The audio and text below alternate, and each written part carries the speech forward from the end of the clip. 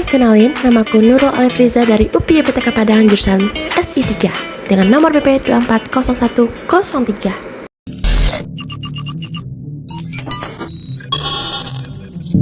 Akan membahas apa sih itu data?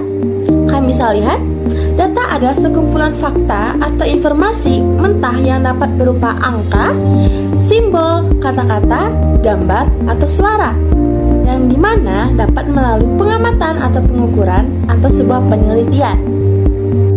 Gak hanya data pribadi loh, juga ada data keuangan, data ilmiah, dan data geografis. Kalian bisa lihat di sini. Nah, teman-teman, setelah kita mengetahui apa sih itu data, kita lanjut ke bagian kedua. Apa manfaat data? Yang pertama, itu adalah pengambilan keputusan yang lebih baik. Yang kita ketahui, data itu adalah sebuah elemen yang sangat penting kan dalam sebuah teknologi informasi. Jadi, dalam pengambilan keputusan itu sangatlah lebih baik. Yang kedua, dapat pemecahan masalah. Yang ketiga, itu dapat peningkatan efisiensi dan produktivitas dan dapat merancang sebuah informasi yang lebih akurat. Yang kelima yaitu ada pengembangan produk dan layanan.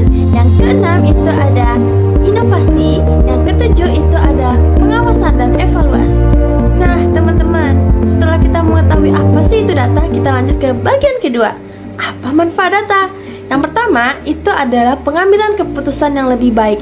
Yang kita ketahui, data itu adalah sebuah elemen yang sangat penting kan dalam sebuah teknologi informasi. Jadi, dalam pengambilan keputusan itu sangatlah lebih baik. Yang kedua, dapat pemecahan masalah. Yang ketiga, itu dapat peningkatan efisiensi dan produktivitas dan dapat merancang sebuah informasi yang lebih akurat.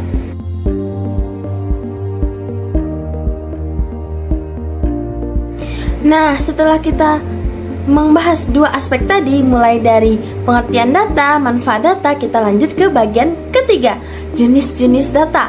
Jenis-jenis data itu terbagi beberapa bagian. Yang bagian A yaitu ada data primer. Apa sih itu data primer dan bagaimana cara mendapatkannya? Data primer adalah data yang dikumpulkan langsung dari sumber aslinya dengan cara diteliti atau mengumpulkan data langsung dari orangnya. Nah, dengan cara yang pertama dengan menggunakan data observasi dan data kuesioner atau survei. Yang B itu ada data sekunder. Bagaimana sih cara mendapatkannya? Nah, data sekunder itu ada data yang dikumpulkan sebelumnya oleh pihak maupun orang itu sendiri dengan cara yang pertama sumber publik, instansi pemerintah, dan lain sebagainya. Yang ketiga itu ada data internal berdasarkan sumbernya.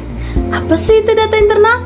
Data internal adalah data yang dikumpulkan dan dikelola oleh suatu perusahaan, organisasi, atau instansi yang dimana informasi tersebut dapat digunakan oleh keperluan yang dibutuhkan. Nah, apa sih contohnya? Seperti data keuangan, data operasional, dan lain sebagainya. Yang keempat itu data eksternal. Bagaimana sih sumbernya?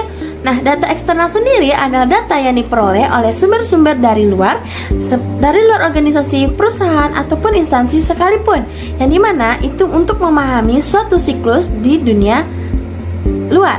Nah, salah satu contohnya seperti ada data pemerintah, Badan Pusat Statistik BPS, Kementerian dan Lembaga Pemerintahan, Bank Indonesia, data pasar dan industri, perusahaan riset pasar, asosiasi industri, dan laporan keuangan perusahaan terkait. Nah, kita lanjut ke pembahasan selanjutnya, yaitu berdasarkan waktu pengambilannya. Yang pertama itu ada data cross section. Apa sih itu data cross section? Baru dengar itu, Kak. Nah, jadi data cross section yaitu data silang yang dimana jenis ini dapat dikumpulkan pada suatu titik waktu tertentu. Contohnya seperti survei pendapatan penduduk di suatu kota pada tahun tertentu. Nah, data cross section ini memberikan gambaran tentang suatu kondisi di sebuah wilayah. Nah, setelah data cross section ada nih yang namanya data time series. Apa sih itu data time series? Yaitu data deret waktu, yang dimana jenis data ini dikumpulkan secara berurutan dalam rentang waktu tertentu. Contohnya seperti harga saham per hari itu bisa naik atau turun. Nah, dilihat dari data time series. Nah, selanjutnya itu berdasarkan sifat. Itu ada data kuantitatif yang dimana diukur dalam angka, dan juga ada data kualitatif yaitu data yang bersifat deskriptif, tidak teratur, dan lainnya.